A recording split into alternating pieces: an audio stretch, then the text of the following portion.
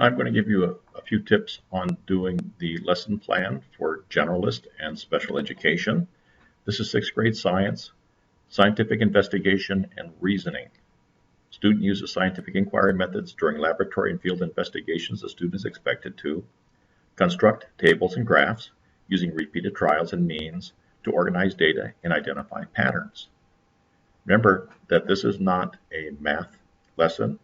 This is not a survey lesson.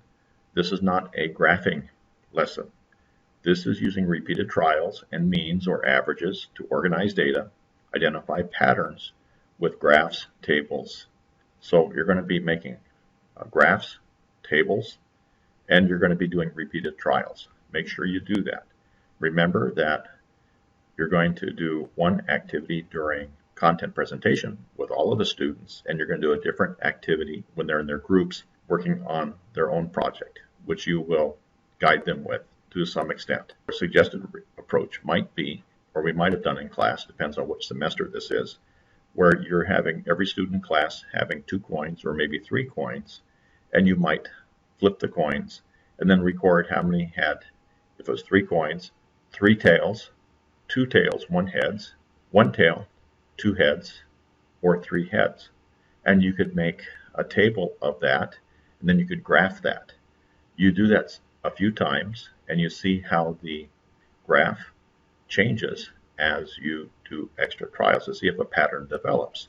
And then you analyze that and you write something about the pattern. You're not predicting probability here. You're not measuring probability. You're going to look for patterns.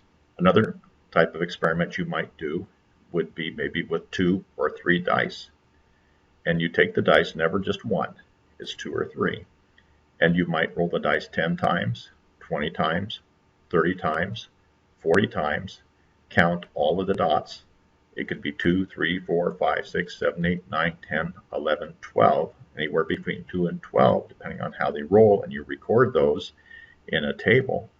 And then you see how many times each of them has, how many times the 2 have been rolled, how many times the 3 has been rolled, how many times the 4 has been rolled when you add the dice together. You can do a table, and then you can do a graph, and then you can find the pattern, and you can write a 1 or 2 sentence conclusion about that pattern. I've also seen ruler drop experiments. I've seen ball drops experiments. Those all work well also. So make sure that you send me your objective that you're getting from the TEKS basically, and your student practice to make sure you're on the right track so you don't have to start over again later on. Let me show you a little video of did a ruler drop. This is from YouTube. Welcome to Distort, the show where we distort time to show you things you might otherwise miss with the human eye. I'm David. And I'm Mauricio, and this week we're measuring how dumb and slow we are in centimeters. So we're going to help you out a little bit. All right. We've got a ruler. Now, a typical ruler is actually going to be long enough for people to catch, but it's also going to offer us a way to sort of benchmark people's performances.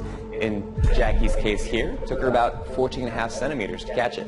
So when we filmed this at 400 frames per second, it kind of illustrates just how idiotic we all look. Okay, so that's the ruler drop. But when you do it, make sure you don't tell them when you're going to drop it. Don't signal it.